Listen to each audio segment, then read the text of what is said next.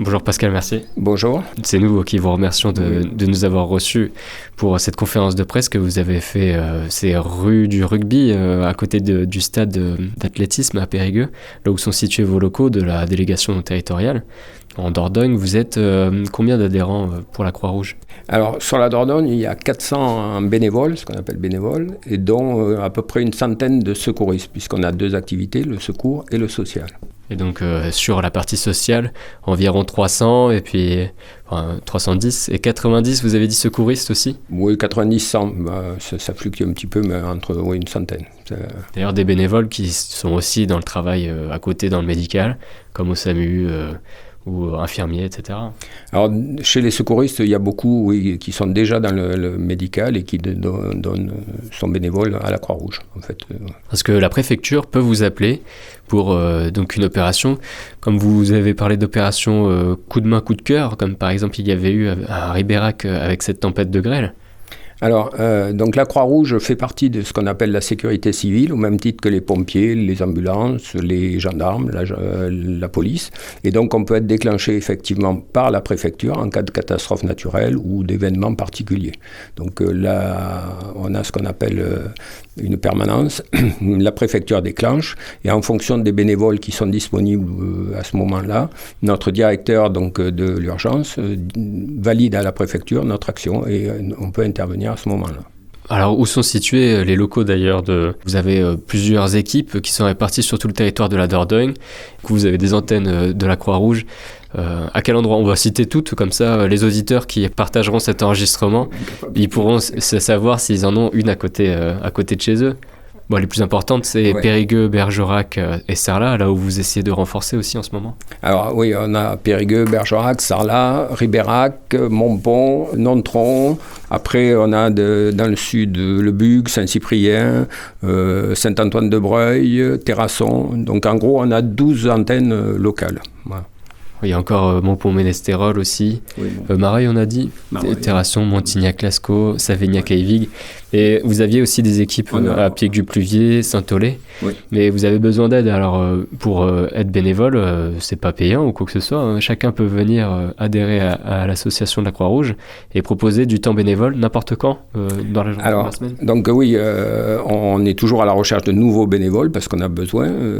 Oui, c'est gratuit, enfin c'est non rémunéré. Il faut savoir, et souvent on nous pose la question, notamment quand on fait ce qu'on appelle les coups de main, coups de cœur pour des interventions sur des catastrophes, où les gens sont étonnés qu'on le fasse bénévolement. Par contre, pour avoir participé, on est payé différemment, et notamment sur la reconnaissance, où les gens nous attendent là-dessus, quoi. Voilà. C'est pour ça aussi que les gens qui sont ambulanciers ou qui sont infirmiers s'engagent aussi à la Croix-Rouge, parce qu'on ne peut pas rester à se tourner les pouces. Quand on peut sauver des vies, on ne dit pas non. Hein.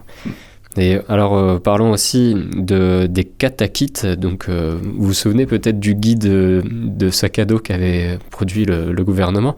Il avait envoyé un PDF avec qu'est-ce qu'il faut dans son sac. Vous avez déjà fait le travail, donc des kits de catastrophe, les catakits. Oui, au niveau de la Croix-Rouge, on a ce qu'on appelle les catakits, donc des genre petit sac à dos où il y a le principal en cas de catastrophe naturelle, et on fait donc de la formation, ce qu'on appelle l'IRR, de la prévention dans les communes qui ont leur plan d'action territoriale pour sensibiliser les gens en cas de catastrophe, pouvoir subvenir éventuellement. Et bon, pourquoi le gouvernement avait envoyé un PDF ?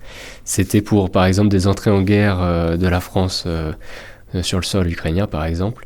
Alors oui, bon, il ne faut pas espérer en arriver jusque-là. Et nous, surtout, c'est surtout au niveau des catastrophes naturelles. Après, au niveau des conflits et tout, ça sera beaucoup plus compliqué, quoi. Donc, il faut savoir aussi, donc là, on ne va pas rentrer trop la Croix-Rouge a une neutralité. Donc à ce niveau-là, on n'a pas trop à intervenir là-dessus, quoi. Ouais. Oui, d'ailleurs, sur vos financements, vous êtes en totale indépendance. Vous n'avez pas de subvention d'État. Les seules façons de rémunérer sont les dons. Et vous avez des dons d'entreprise aussi. aussi. Alors oui, pour rester indépendant, puisque la Croix-Rouge est quand même indépendante et neutre, donc on ne reçoit aucune subvention de qui que ce soit, parce que sinon après on serait tenu d'intervenir à tout prix. Et donc là on marche uniquement sur le financement au niveau national, des dons et ce qu'on appelle nous les dispositifs de premier secours, où on intervient dans les communes quand il y a des événements particuliers, des compétitions, des trucs, qui eux sont payants. Voilà. Notamment le Tour de France bientôt, où en principe on va être engagé au niveau secouriste. Oui, sur une étape le 11 juillet, hein, vous en avez parlé pendant la conférence de presse. Et il y a aussi, vous personnellement, parce que François Leméteil, qui était aussi à la conférence de presse, a dit personnellement qu'il était en deuxième voiture sur un accident, en témoin, et sur le coup, il n'avait pas pu avoir les premiers gestes pour secourir. Et c'est ça qui lui a poussé à s'engager dans la Croix-Rouge. Vous, personnellement, c'est pour quelle occasion ? Alors, c'est totalement différent. Donc moi, j'avais prévu, dès que j'avais ma retraite, d'être dans une association, et la Croix-Rouge me semblait être intéressante. D'autant que je voulais surtout participer à des actions à l'étranger.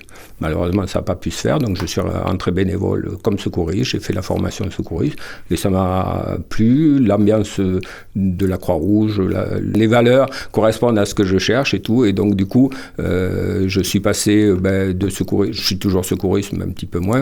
J'étais membre du bureau les 4 dernières années, et là je suis surtout sur la formation grand public, parce que j'estime que c'est nécessaire et qu'il faut former de plus en plus de gens à l'extérieur. Voilà.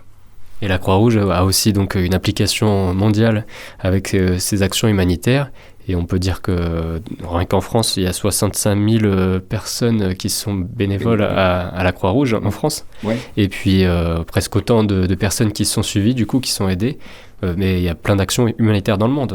Ah oui. Après, dès qu'il y a des catastrophes dans le monde, la Croix-Rouge, alors c'est plus au niveau international, là, donc, puisqu'en fait la Croix-Rouge existe, mais quand on voit des fois le Croissant-Rouge, c'est exactement la même chose.